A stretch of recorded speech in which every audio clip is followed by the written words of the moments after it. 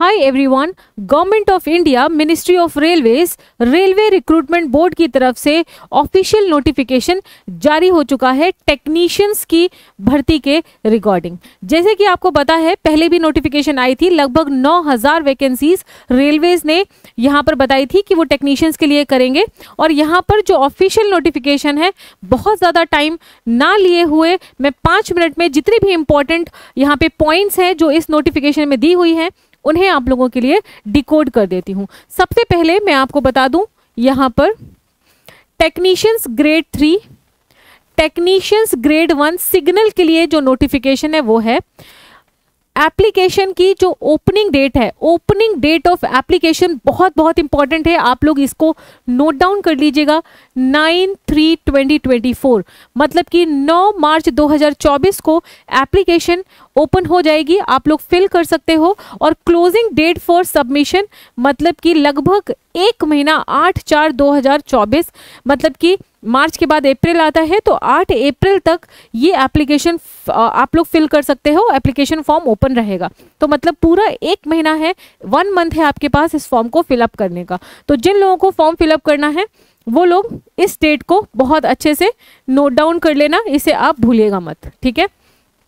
उसके बाद यहाँ पर इन्होंने मेंशन किया है जो वैकेंसीज है उसके अकॉर्डिंग, जो नेम ऑफ पोस्ट है टेक्नीशियन ग्रेड 1 जो सिग्नल है, इसका पे level as per 7 CPC 5th है एंड 29,200 इनिशियल पे रहेगा। मेडिकल स्टैंडर्ड B1 है। एज बहुत इंपॉर्टेंट है, यहाँ पर 18 साल से 36 साल 18 ईयर्स से 36 ईयर्स के जो भी कैंडिडेट्स हैं वो फॉर्म को फिलअप कर सकते हैं। और इसकी जो वैकेंसीज हैं लगभग 1100 वैकेंसीज हैं।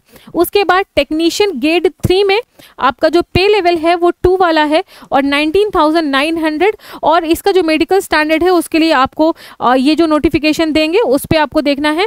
एंड अगेन एज को आप बहुत आराम से देख लीजिए, 18 साल से 33 साल 18 ईयर्स से 33 ईयर्स तक के जो कैंडिडेट्स हैं वो इस फॉर्म को फिलअप कर सकते हैं। और इसकी जो वैकेंसीज हैं 7900 टोटल वैकेंसीज हैं, इन दोनों को आप मिला ले 9000 टोटल वैकेंसीज यहाँ पर हुई हैं। तो ये एक इंपॉर्टेंट चीज़ थी, यहाँ पर सबसे इंपॉर्टेंट है ये डेट, मतलब कि 9 मार्च से 8 अप्रैल तक आप लोग फॉर्म फिलअप कर सकते हो। उसके बाद ज़रा नीचे चल के इस नोटिफिकेशन को देख लेते हैं जो इम्पॉर्टेंट है। एजुकेशनल क्वालिफिकेशन के लिए इन्होंने ये कहा है कि आप सभी लोगों को रेफर करना है इनकी ऑफिशियल वेबसाइट को, और ये जब भी अपना ऑफिशियल पब्लिश करेंगे वेबसाइट में वहाँ पर आप देख सकते हो। इसके बाद यहाँ पर इन्होंने क्लियरली मेंशन किया है candidate should ensure that they possess fulfil all eligibility conditions. यहाँ पे ये इंपॉर्टेंट है, कैंडिडेट्स वेटिंग फॉर रिजल्ट, जो लोग अपना प्रिस्क्राइब्ड एजुकेशन के रिजल्ट का वेट कर रहे हैं वो क्लियरली इस फॉर्म को अप्लाई नहीं कर सकते हैं। You should not fulfil, you should not apply for this form. आप अप्लाई मत करिए, आप आगे के लिए वेट करिए। जब आपका रिजल्ट आ जाएगा अगले नेक्स्ट ईयर आप नोटिफिकेशन पे अप्लाई यहाँ पे कर सकते हैं। उसके बाद रिजर्वेशन पॉलिसी, मेडिकल स्टैंडर्ड्स, ये सारा नॉर्मल क्राइटेरिया है। ये नोटिफिकेशन मैं आप लोगों को प्रोवाइड कर दूंगी, आप लोग वहाँ से देख सकते हो। अब यहाँ पर थोड़ा सा फीस के बारे में बात कर लेते हैं। For all candidate except category mention in serial number 2, आपकी जो फीस होगी वो 500 रुपीज़ होगी फॉर्म फिलिंग की। उसके अलावा जो SC ST ex serviceman, PWBD female candidates हैं, ट्रांसजेंडर है, माइनॉरिटीज़ है और इकोनॉमिकली बैकवर्ड क्लास है, वो सारे लोग 250 रुपये यहाँ पर जो आपकी एप्लीकेशन फ़ीस है उसको यहाँ पे फिलअप करेंगे। एक इम्पॉर्टेंट बात यहाँ पर और है जो मैं यहाँ पे आपको बताना चाहती हूँ, या आप कह सकते हो इसे मेंशन करना चाहती हूँ। ये जो पॉइंट है 11 वाला, उस पर लिखा हुआ है कि आप एट अ टाइम एक RRB के जोन को ही अप्लाई कर सकते हो, ठीक है। जितने भी टोटल नंबर ऑफ रेलवेज के जोन्स हैं एट अ टाइम आप सिर्फ एक जोन में ही अप्लाई कर सकते हैं। अगर फॉर अ गिवन एप्लीकेशन या फॉर अ गिवन आप ये कह सकते हो रिक्रूटमेंट नोटिफिकेशन, एक से ज़्यादा अगर आपके एप्लीकेशंस मिलेंगे तो उन्हें रद्द कर दिया जाएगा। मैं आपको बता दूं ALP का फॉर्म भरते वक्त भी बहुत सारे कैंडिडेट्स को इस बात में कंफ्यूजन हो रहा था कि ALP का फॉर्म अगर हम फिल कर रहे हैं तो क्या हम जो जूनियर इंजीनियर का फॉर्म आएगा उसको फिल कर सकते हैं। इसमें इसकी लैंग्वेज में थोड़ा सा कन्फ्यूजन लग रहा था, बट मैं आपको समरी बता देती हूँ। समरी के पहले मैं इसको एक बार पढ़ भी देती हूँ। Candidates are required to go through post parameter tables and vacancy.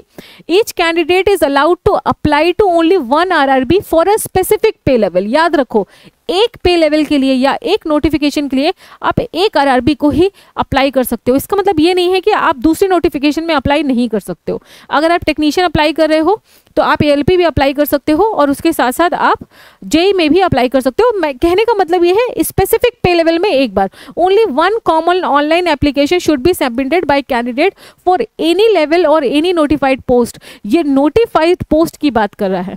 जो पोस्ट नोटिफाइड है उसमें सिर्फ एक फॉर्म जाएगा। इनके कहने का मतलब है कि सिर्फ आप एक जोन में फिल कर सकते हैं। ऐसा ना हो कि एक ही नोटिफिकेशन के अगेंस्ट आप 3-4 जोन्स में यहाँ पे फॉर्म भर दे, ऐसा आप नहीं कर सकते हो। एक नोटिफिकेशन के अगेंस्ट आप एक ही जोन में अप्लाई कर सकते हो। अगर जेई का नोटिफिकेशन आएगा उसके अगेंस्ट भी आप एक ही जोन में अप्लाई कर सकते हो।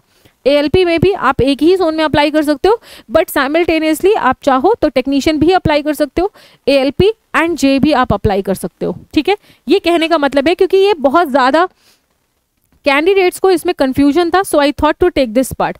एलिजिबिलिटी प्रोविजनली बेस्ड जो कुछ भी यहाँ पर दिया होगा उसके अलावा आपकी एलिजिबिलिटी यही है। ठीक है, एलिजिबिलिटी के लिए तो अलग वो नोटिफिकेशन निकालेंगे, उसके अलावा ये सारे आपके जोन्स दिए हुए हैं, आप इन्हीं जोन्स में ही अप्लाई कर सकते हो। ये जो नोटिफिकेशन है 17/2/2024 के।